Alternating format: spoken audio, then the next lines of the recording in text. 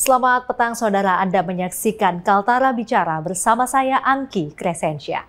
Saudara, seperti yang kita ketahui bahwa realisasi pembangunan infrastruktur tentu membutuhkan dorongan, membutuhkan dukungan dan sinergisitas dari berbagai pihak, termasuk juga dari pihak DPRD Provinsi Kalimantan Utara, yang dalam hal ini sebagai perpanjangan tangan dari masyarakat Kalimantan Utara untuk merealisasikan pembangunan di Provinsi Kalimantan Utara. Dan dalam berbagai kesempatan pun, pihak DPRD Kalimantan Utara terus mendorong agar pemerintah daerah dapat senantiasa merealisasikan upaya percepatan pembangunan infrastruktur, di mana hal ini sebagai bentuk upaya untuk mewujudkan kesejahteraan masyarakat di provinsi termuda di Indonesia ini. Lantas seperti apakah langkah, seperti apakah pengawasan yang sudah dilakukan oleh pihak DPRD Provinsi Kalimantan Utara? Hal inilah yang akan kita bahas dalam Kaltara Bicara pada petang hari ini dengan tema pembangunan infrastruktur wujudkan kesejahteraan masyarakat. Dan saat ini saya sudah bersama dengan Ketua DPRD Provinsi Kalimantan Utara, Bapak Albertus Stefanus Marianus. Pak Ketua, terima kasih sebelumnya atas waktunya. Selamat sore, Bapak. Selamat sore, Mbak Anggi. Apa kabar, Pak Ketua? Sehat. Luar biasa. Pak Albert, saya mau mendengar dulu. Saya terlebih dahulu memulai dengan pertanyaan. Sebenarnya bagaimana dari pihak DPRD Kalimantan Utara, pihak legislatif sendiri di Provinsi Termuda Indonesia ini, apa Pak aspirasi yang paling banyak diserap dari masyarakat Kalimantan Utara terkait dengan pembangunan infrastruktur di wilayah ini? Baik, Mbak Anggi. Ya. Yang utama itu adalah koneksivitas antar wilayah. Baik. Nah, seperti kita ketahui bersama bahwa perkembangan penduduk di Provinsi Kalimantan Utara ini penyebarannya memang sangat tersebar, di mana kita ketahui bahwa penyebaran penduduk Kalimantan Utara itu 9 jiwa per kilometer. Baik. Nah, dengan kondisi ini sehingga itu menuntut adanya sebuah infrastruktur, baik itu fisik, ya, baik itu fisik seperti jalan, jembatan, pelabuhan, bandara, ya, dan infrastruktur non fisik seperti jaringan telekomunikasi. Ya. Baik, berarti memang konektivitas ini masih menjadi PR utama begitu ya, Pak, ya, yang paling banyak dikeluhkan atau diaspirasikan oleh masyarakat di Kalimantan Utara. Nah, tentunya juga Pak Ketua dan juga pihak legislator lainnya dalam hal ini selalu mendorong pemerintah, selalu melakukan berbagai upaya agar upaya percepatan realisasi pembangunan ini bisa terwujud di Provinsi Kalimantan Utara. Kalau Pak Ketua melihat sendiri, Pak Albert melihat sendiri dari berbagai program prioritas yang sudah dilakukan ataupun juga sudah direncanakan oleh pihak pemerintah Provinsi Kalimantan Utara sejauh ini, bagaimana Pak Albert terkait dengan realisasinya, kemudian juga progres pembangunannya seperti apa, Pak? Sampai saat ini memang belum maksimal.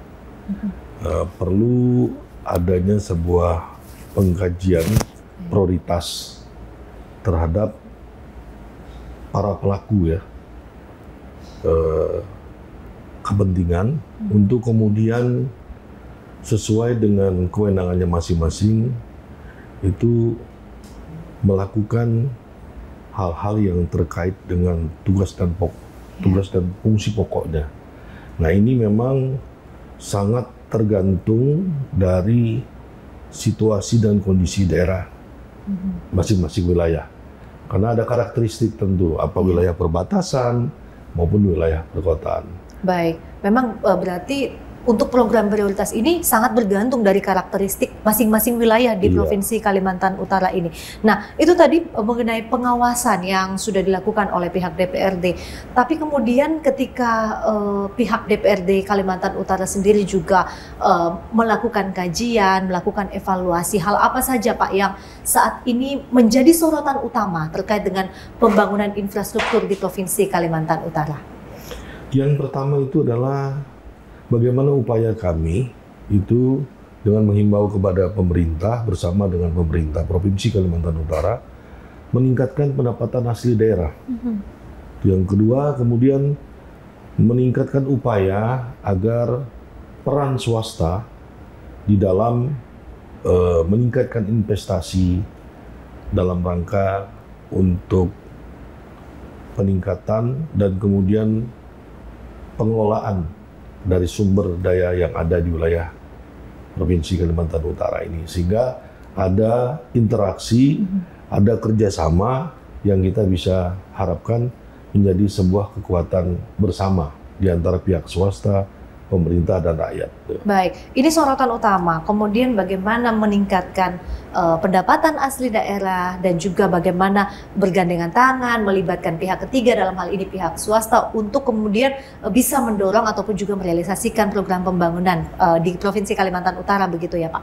Ini memang Kalimantan Utara adalah provinsi termuda. Tadi Pak Albert juga menyinggung soal pendapatan asli daerah. Nah, kalau dari Pak Albert sendiri sebagai Ketua DPRD Provinsi Kalimantan Utara melihat potensi apa saja yang memang di Kalimantan Utara ini bisa digenjot begitu Pak, untuk kemudian dapat menaikkan ataupun juga meningkatkan pendapatan asli daerah di sini. Peningkatan yang terkait dengan pendapatan asli daerah itu kan bisa kita kelola dari beberapa hal yang terkait dengan sumber pendapatan dari daerah. Contohnya dari retribusi, kemudian dari sektor pajak, dan beberapa hal-hal lain yang merupakan potensi untuk meningkatkan pendapatan asli daerah. Baik. Itu salah satunya itu tadi yang saya sebutkan. Retribusi, kemudian juga dari sektor pajak. Ya, sektor pajak, mungkin juga bisa dari pajak kendaraan bermotor begitu memang Pak. Ini memang semua upaya ini adalah salah satu upaya untuk kemudian mewujudkan bagaimana agar masyarakat di Kalimantan Utara ini sampai ke pelosoknya bisa sejahtera begitu Pak Albert. Lalu kemudian Pak, kita kembali mengenai pembangunan infrastruktur dari pihak DPRD Provinsi Kalimantan Utara sendiri. Sejauh ini usulan apa saja Pak yang memang sudah diberikan atau masukan apa saja yang memang sejauh ini sudah dikoordinasikan bersama dengan pihak pemerintah daerah, dalam hal ini pemerintah Provinsi Kalimantan Utara dan mungkin juga di pemerintah kabupaten kota. Silakan Pak. Iya Pak, berdasarkan RPJMD 2001-2026, skala prioritas pembangunan Provinsi Kalimantan Utara itu antara lain di sektor pendidikan, kemudian di pertanian secara arti luas, lalu kemudian kesehatan, kemudian pembangunan infrastruktur, lalu kemudian pendidikan sudah tadi ya? Ya, pendidikan, kesehatan, infrastruktur, lalu kemudian sektor perikanan. Ya. Nah, hal-hal ini yang merupakan representasi dari hal-hal yang memang bisa dikembangkan. Kemudian potensi-potensi yang ada sesuai dengan hasil RPJMD, intinya adalah bahwa selama itu sesuai dengan dokumen perencanaan 5 tahunan yang ada pada RPJMD dan dokumen 1 tahunan yang merupakan itu adalah RKPD, Rencana Kerja Pemerintah Daerah, selama ada kesepakatan antara pihak pemerintah dan DPR. Baik, memang usulan ini, masukan yang sudah diberikan juga sudah disesuaikan begitu antara kesepakatan kedua belah pihak begitu ya Pak ya, terkait dengan perikanan tadi, kemudian juga aspek pendidikan dan kesehatan. Nah tadi juga Pak Albert sempat menyinggung bahwa memang untuk wilayah geografis di Kalimantan Utara ini memang sangat dinamis ya Pak. Bahkan kita juga berbatasan dengan Malaysia. Nah, kalau Pak Albert lihat juga sebagai seorang legislator, bagaimana Pak realisasi untuk pembangunan di kawasan perbatasan ini? Kira-kira apa kendala utamanya hingga memang untuk masyarakat di perbatasan ini, kalau kita bisa bilang mereka yang paling kita soroti untuk kesejahteraan, untuk kemakmurannya begitu Pak? Silakan. Iya, untuk wilayah-wilayah perbatasan kita kembali melihat bahwa melibatkan para pelaku. Dalam hal ini sesuai dengan kewenangannya. Ada pemerintah kabupaten kota, ada pemerintah provinsi, dan ada pemerintah pusat. Maka kewenangan inilah yang harus kita maksimalkan, karena tidak mungkin kita bisa hanya dengan provinsi sendiri untuk membangun wilayah perbatasan. Tentu ada keterlibatan mulai dari pusat, sampai dengan pemerintah kabupaten kota. Baik. Sehingga interaksi semua ini dan kita sebagai perwakilan pusat di daerah tentunya akan fokus memaksimalkan pendapatan dari sumber-sumber tertentu itu untuk memaksimalkan pembangunan di perbatasan. Karena memang tidak semua aspek bisa dilaksanakan gitu. Karena memang menyangkut soal penganggaran yang begitu besar. Betul. Ini tadi lagi-lagi anggaran ini Pak menjadi menjadi kendala juga, kemudian juga terkait dengan kewenangan yang memang dalam hal ini di wilayah perbatasan seperti yang Pak Albert bilang tadi ya, ada kewenangan dari pemerintah pusat, kemudian ada juga dari pemerintah provinsi, ada juga dari pemerintah kabupaten kota. Tetapi yang sejauh ini Pak Albert lihat untuk realisasi pembangunan yang memang sudah diprogramkan, apakah memang pembangunan ini sudah berjalan sebagaimana mestinya sesuai dengan progres, atau justru ada yang kalau kita katakan mandek begitu Pak? Silakan. Ya, memang beberapa hal sinergisitas antara pihak Provinsi Kalimantan Utara bersama dengan pihak pusat dari pemerintah pusat. Memang ada beberapa pembangunan yang memang terbengkalai. Kalau kita lihat ya seperti di mana di Krayan mungkin ada hal-hal yang pembangunan yang memang agak tersendat karena memang situasi kita kan menghadapi pasca pandemi tadi. Betul.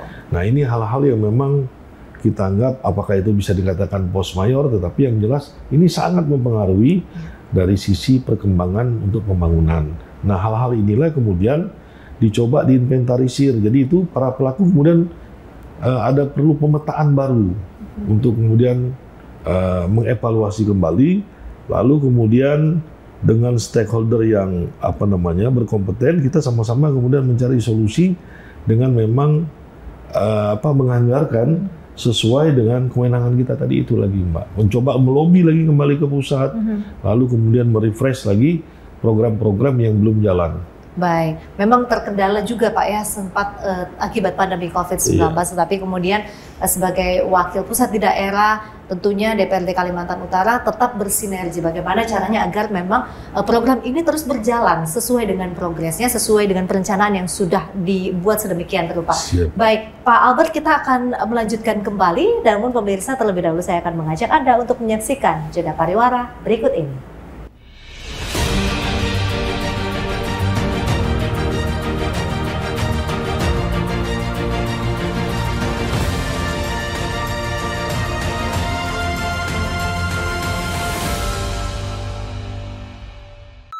Semua warga harus ikut berkontribusi. Tanpa kesatuan itu, kita tak akan mampu menghentikan penyebaran COVID. Tes. Wahai engkau, di masa pandemi ini, berjuanglah. Apakah engkau akan berdiam diri? Apakah engkau hanya sembunyi? Lihat isi dompetmu. Oh no. Cek saldo token listrikmu. Cek isi lemari dapurmu. Sadari tanggunganmu. Berusahalah, belajarlah, bekerjalah ketika sehat tenagamu. Tapi ingat, prokes.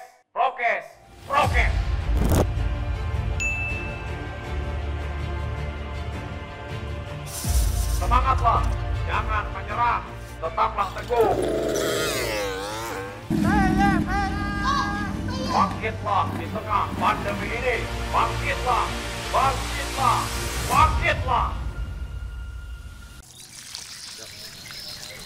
Bu, cuaca pagi ini cerah betul. Ayo kita berjemur, biar sehat. Oh iya ya Pak ya. Gitu. Ayo.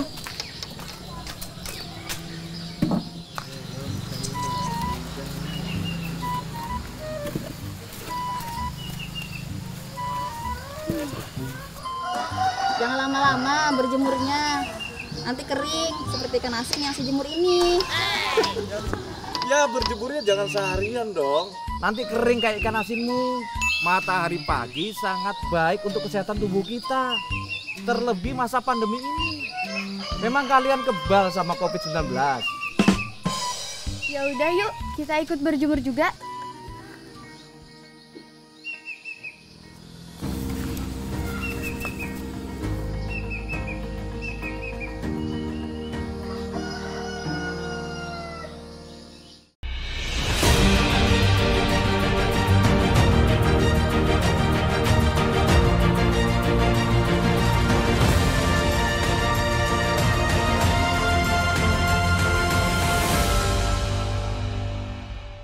Anda masih bersama kami dalam Kaltara Bicara, masih bersama dengan saya dan juga Ketua DPRD Provinsi Kalimantan Utara, Bapak Albertus Stefanus Marianus. Kita masih berbicara terkait dengan pemerataan pembangunan infrastruktur guna mewujudkan kesejahteraan masyarakat di Provinsi Kalimantan Utara. Pak Albert tadi sempat menyinggung bahwa memang untuk pembangunan infrastruktur ini banyak sekali PR yang harus diselesaikan oleh pemerintah. Koordinasi, sinergisitas pemerintah pusat, provinsi dan daerah, kemudian juga memang kendala, tantangan yang dihadapi terkait dengan anggaran, kemudian juga wilayah geografis yang sangat dinamis, dan baru-baru saja kita juga melewati masa sulit pandemi COVID-19.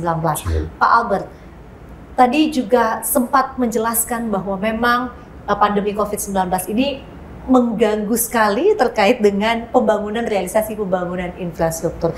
Nah, tapi kemudian saat ini pemerintah sudah melakukan upaya-upaya, sudah melakukan bagaimana caranya agar pemulihan di tengah pandemi COVID-19 ini bisa berjalan, bisa dipercepat begitu.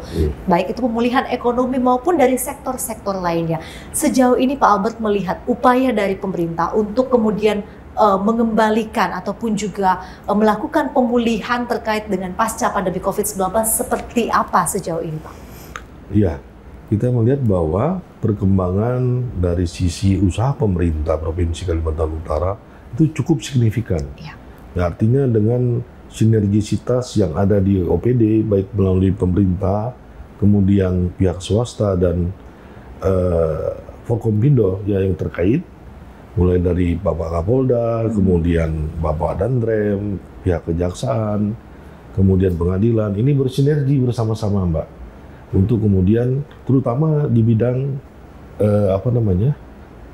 pemberian vaksin. Baik. Ya, sampai ke tingkat-tingkat daerah perbatasan yang memang dari segi penjangkauan kita memang kita anggap itu agak sulit. Iya. Namun dengan semangat kebersamaan, dengan semangat untuk bisa bangkit bersama, maka saya yakini dan kami yakini bersama bahwa kita di Kaltara ini semakin hari semakin pulih dan bangkit untuk mengejar ketertinggalan kita yang selama ini sudah terjadi mengalami COVID ini. Baik, memang juga Pak Albert sudah katakan pemirsa bahwa pandemi COVID-19 ini memukul berbagai macam sektor kehidupan, termasuk juga dari aspek pembangunan begitu, Pak Albert. Nah, kemudian Pak Albert juga mengatakan bahwa koordinasi sinergisitas untuk melakukan percepatan vaksinasi ini juga menjadi faktor penting dalam rangka memulihkan perekonomian, kemudian juga mewujudkan pemerataan pembangunan begitu, Pak Albert. Nah, kita kembali terkait dengan pemerataan pembangunan infrastruktur. Kalau melihat daerah geografis Kalimantan Utara seperti yang saya katakan tadi bahwa ini ada tantangan tersendiri. Bahkan ada wilayah yang memang hanya bisa dijangkau menggunakan transportasi udara. Baik, ini seperti apa, Pak? Kalau kemudian DPRD hendak melakukan pengawasan, kemudian juga koordinasi, menyerap aspirasi masyarakat di wilayah tersebut, khususnya di Krayan Nunukan ya Pak ya. Bagaimana kemudian upaya yang sejauh ini sudah dilakukan? Apakah memang kunjungannya dilakukan secara berkala atau seperti apa sebenarnya? Iya, anggota DPR Provinsi Kalimantan Utara kita ada 35 orang, kemudian terbagi di dalam hampir 4 komisi. Komisi 1, Komisi 2, Komisi 3, dan Komisi 4. Nah, kemudian beberapa alat kelengkapan yang lainnya. Tentu di dalam membuat program kerja, kita tentu bersinergi juga dengan pihak pemerintah melalui stakeholder yang terkait, melalui dinas, OPD, dan kemudian kita coba ada yang namanya juga pengawasan per 3 bulan. Nah, kita coba untuk melaksanakan kebersamaan itu untuk meninjau di lokasi-lokasi perbatasan, termasuk di Krayan, lalu kemudian di daerah Longnawang, lalu kemudian masuk lagi ke daerah Pujungan dan Longalango. Nah, inilah beberapa wilayah, termasuk yang dekat Lumbis, Nunukan, itu juga daerah-daerah yang memang bagian daripada wilayah-wilayah perbatasan yang memang kalau secara normatif itu sulit dijangkau. Namun teman-teman yang ada di DPR ini representatif dari sekitar wilayah 5 kabupaten kota dan mereka kebanyakan berasal dari wilayah-wilayah itu. Ada. Jadi sehingga komunikasi antara warga, komunikasi melalui ini intens dilakukan ini, Mbak.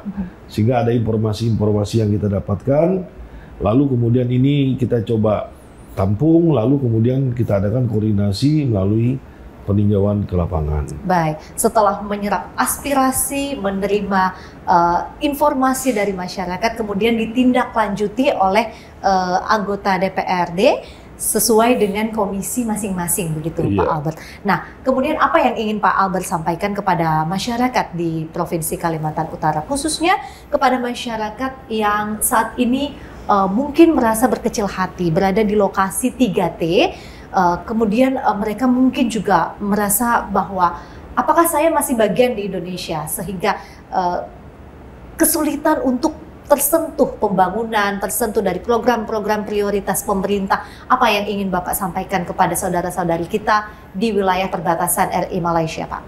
Iya, kita kepada warga kita yang ada di perbatasan, saya menghimbau kita tetap bersemangat, kemudian tetap fokus untuk kemudian bekerja sama dan gotong royong untuk tetap melanjutkan perjuangan pembangunan untuk di wilayah perbatasan itu. Karena apapun alasannya, semua ini kembali kepada diri kita sendiri, lalu kepada keterbatasan daripada pemerintah itu sendiri di dalam mengelola anggaran. Karena kondisi kita ini semakin lama, ini juga semakin perlu ada perubahan-perubahan yang signifikan, terutama apalagi kita sedang menghadapi di situasi ini sedang menghadapi dari sisi BBM ini kan ada semacam penyesuaian BBM dan ini berdampak besar terhadap masyarakat kita di wilayah-wilayah perbatasan. Saya menghimbau kita tetap tegar menghadapi situasi ini dan saya yakini bahwa situasi ini akan segera berlalu dan kita tetap semangat untuk kemudian bersama dengan pemerintah tetap yakin bahwa pemerintah juga tetap memperhatikan karena memang ada hal-hal khusus yang memang harus diprioritaskan dan ini kita harap ke depan jauh lebih baik. Baik, pemerintah tetap memprioritaskan. Mereka tetap ada di dalam program pemerintah, tetapi kemudian ada skala prioritas yang memang harus diselesaikan terlebih dahulu. Nah, dari pantauan Pak Albert juga sebagai Ketua DPRD sendiri, sejauh ini langkah yang sudah dilakukan oleh pemerintah dari evaluasi sedemikian rupa program-program prioritas, sederet program yang sudah dicanangkan oleh pemerintah terkait dengan bagaimana mewujudkan pemerataan pembangunan, mewujudkan kemakmuran masyarakat, kesejahteraan masyarakat, sejauh ini seperti apa Pak Albert melihatnya? Tepatkah memang perencanaan ini dibuat atau ada hal-hal lain yang harus dievaluasi? Iya. Terkait dengan dokumen rencana pembangunan, sebenarnya dokumen rencana pembangunan pemerintah Provinsi Kalimantan Utara itu tertuang di dalam rencana pembangunan jangka menengah. Dan ini representasi dari rencana pembangunan RPJP dari pusat. Nah ini bersinergi Mbak, jadi artinya bahwa 10 prioritas yang ada di RPJMD itu termasuk di bidang kesehatan, di bidang pendidikan, kemudian infrastruktur, termasuk KIPI dan PLTA itu masuk di dalam bagian RPJMD yang ditetapkan oleh pemerintah tahun anggaran 2021 sampai 2026. Artinya, dokumen dalam bentuk rencana pembangunan itu, yakinlah bahwa dari sisi perencanaan itu udah masuk. Nah, tinggal eksekusinya kita menunggu waktu dalam menyesuaikan dengan pembiayaan yang ada. Nah ini kan tidak mudah juga dan kita memang harus selalu berusaha kemudian menargetkan skala prioritas yang memang dihadapi saat ini. Itu dulu yang memang menjadi prioritas pemerintah. Namun saya melihat memang belum maksimal. Tetapi harapan kita di 2023 ini, terutama di tahun-tahun akhir dalam pemerintahan yang menuju ke pemilu 2024 kepada gubernur dan wakil gubernur beserta seluruh stakeholder terkait, kita tetap patuh kepada dokumen yang merupakan dokumen pembangunan yang wajib atau buku pintarnya itu adalah di situ. Iya, mereka juga punya pedoman, sudah ada buku pintarnya. Semoga kita doakan juga agar langkah ini, agar apa yang sudah direncanakan memang berjalan sudah sesuai dengan perencanaan yang ada, begitu Pak Albert. Baik, terima kasih banyak Pak Albert sudah bergabung bersama kami dalam Kaltara Bicara pada hari ini. Selamat bekerja kembali, salam hormat kami untuk seluruh anggota DPRD Kalimantan Utara. Tetap semangat untuk memajukan provinsi termuda di Indonesia ini. Dan pemirsa, demikianlah tadi dialog saya bersama dengan Ketua DPRD Provinsi Kalimantan Utara. Kita doakan agar tentunya sinergisitas yang sudah dibangun oleh pihak DPRD Kalimantan Utara, Forkopimda, dan tentunya dengan pemerintah dapat terrealisasi dengan baik, dapat terwujud dengan baik guna memasyurkan, guna mewujudkan kesejahteraan masyarakat di Provinsi Kalimantan Utara. Demikian Kaltara Bicara, saya Angki Crescentia, mewakili kerabat kerja yang bertugas, pamit undur diri dari hadapan Anda. Selamat sore dan sampai jumpa.